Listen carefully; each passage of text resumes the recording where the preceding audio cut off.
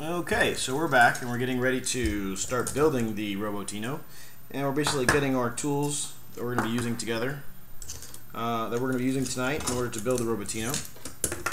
Now, these are just some common tools that I wind up using with every single robot kit. This is just a standard screwdriver kit set that has a whole bunch of different bits on it. My multi-purpose tool that I usually use for my pliers, some wire cutters, and a razor. So I'm going to put these off to the side. Now, one of the things I want to make note of is that we went ahead and we skipped ahead. We're not going to, we already calibrated the servos, which is step one, and we're moving on to assembling the body mechanism in the document, which is, I believe, step two. So during this phase, we're basically going to be assembling all of the, the body and the servos. One thing I want to take note of is how these servos are constructed. These are slightly different servos, as you can see. They're not the same that you would normally see in other projects. Now, according to the document, let's pick out some here. So it's asking us to get the chest piece here, and we've got some other pieces, and there's some pieces that go to the servos themselves. Which ones are those? Now, there's a lot of pieces on here. None of these here. I highly suggest following the pictures because there are so many different pieces here. Let me just kind of lay them out so we can see them. We have those. We have a bunch of these. Okay, let me just kind of move these out of the way. We have this type here.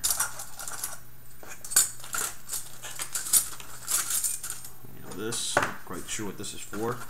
So just to kind of tell you what I'm doing, I'm just basically laying out all the different types of pieces so I can see what's going on and know where I am at, what bearing, what are my bearings on certain things. Now, according to the picture, it looks like we're going to have to be using these with the servos.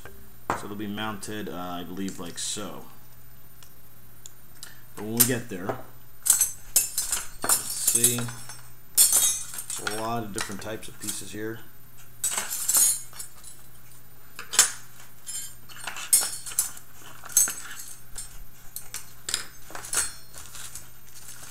Now there's 3 baggies, I believe it's 4 baggies of hardware, so basically nuts and screws. We're going to set those aside because I know we'll be using those throughout this whole demonstration. So there's quite a bit of these pieces. So I'm going to go ahead and grab what the picture says to grab, which is basically, let me move these out of the way for now. Keep things simple.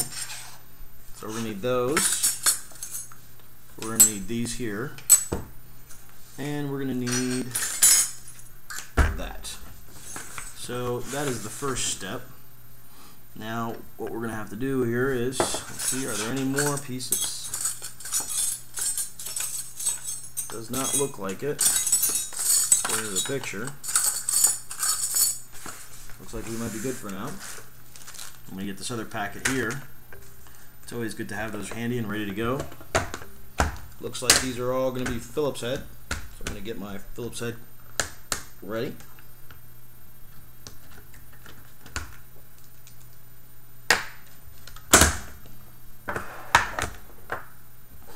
Okay, so according to the picture, we have this piece here. We have these round pieces. It looks like these round pieces are going to be mounted like such, here and here. Now, I'm not going to mount them correctly right now. I'm just going to put them so you can see how it's going to go. Okay. This little guy is going to go back here. And I would eventually imagine that the other piece would be here on top. So I'm not going to skip ahead yet. I'm just going to follow the instructions. And it says to go ahead and use, let's see what pieces we have here. So we're going to take 2 servos out. I've already gone ahead and inspected. All the servos are pretty much the same. I have not noticed any difference between the servos. And it says to use 4 screws, and they're fairly long. Let me see where those are located because I don't see them here. Are they anywhere else?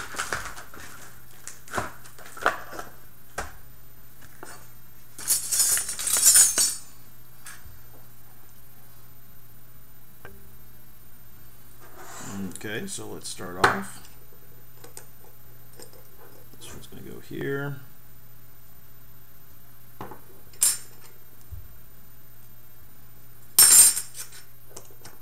Okay, so after quickly analyzing, it looks like there are no screws for these, so they actually come right off the servo, which is a little odd, but that's fine. Yep, and sure enough, those are the correct ones.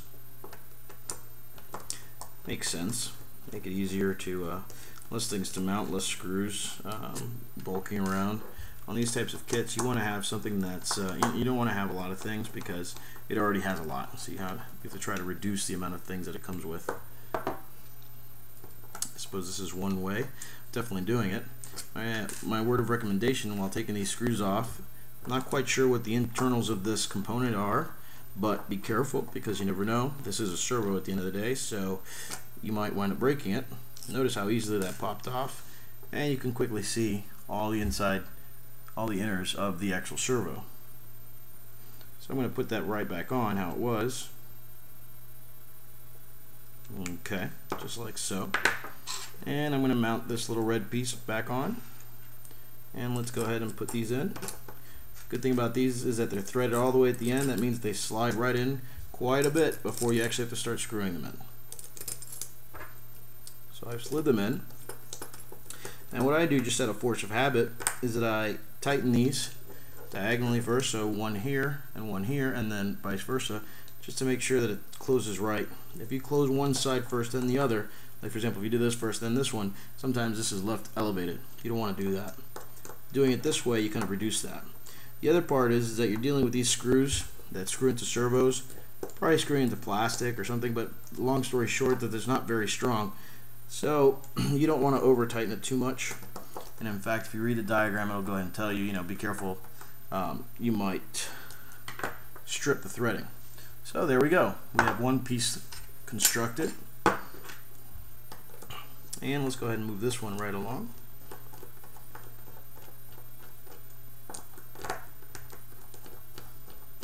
Now make sure you have the right tools for the right job. I'm using a very thin, a very small Phillips head for this. So if you don't have precision tools, make sure you get some. You can pick up this kit that I have here at Home Depot for under $5, and it comes with a variety of sizes, so you really don't have to worry much about it. Now again, be careful. The plastic does pop off. This time around I'm going to hold it down so that way I don't risk damaging anything internally. Notice how the plastic did not come off this time. And just slip that one in.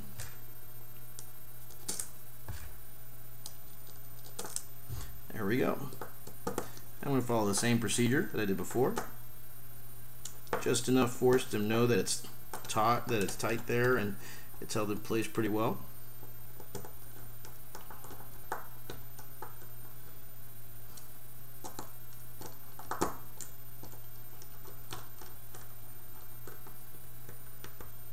And there you have it. These two pieces are now ready to go. Not really sure what they're for just yet, but we'll find out, and sure enough. Now the next step is, okay, so now it just basically says to assemble this. Now, these are going to go in, so this is actually going to go in inside instead of on the outside how I had it. And it looks like we're just going to be using some screws for this. Now, judging based on this hole here, I'm not quite sure which screws we need to do. There's two. There might be. They're both pretty small. But it basically says we're going to use screw A. So if you scroll back to the beginning of the manual, screw A. Okay, so screw A, they're not these. They're these here, the ones, the bigger pack. So that's pretty clear. What's nice about Innovati is that they actually, what many people don't do, they actually, in their documentation in the beginning, they always put pictures of all the components and the name, and it tells you the count of that component. So if you have 100, or if you have 10, or if you have 5, and then they always reference it pretty well throughout their document, so it makes it easy for you to put things together. Okay, so we're going to go ahead and start building this. Let's see, does it matter where I put it? Does not look like it. So I'm just going to choose the nicer side and make sure that faces outward. And that way my bot will look nice. Now this looks to be a little tricky.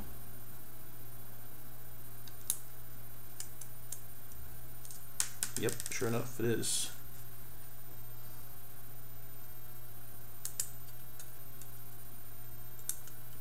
Again, you're definitely going to need to have your precision tools because these are very small. If you don't have them, you're going to run into a lot of problems.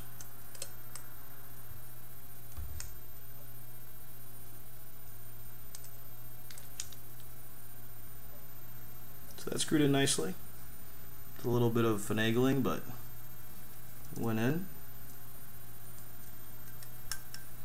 Now I don't have these are not magnetic tips. I'm always scared that they're going to ruin something if I have them like that, so I just make sure that I've gotten in the habit of just being able to balance it on the tip.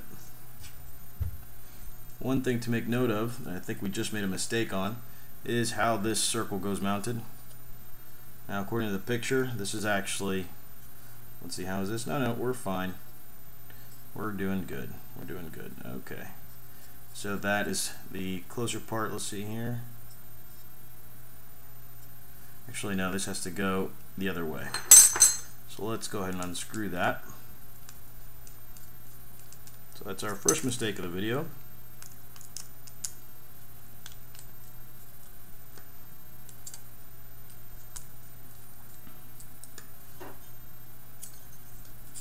And again, we're just following the picture, so it's easy to make mistakes here sometimes.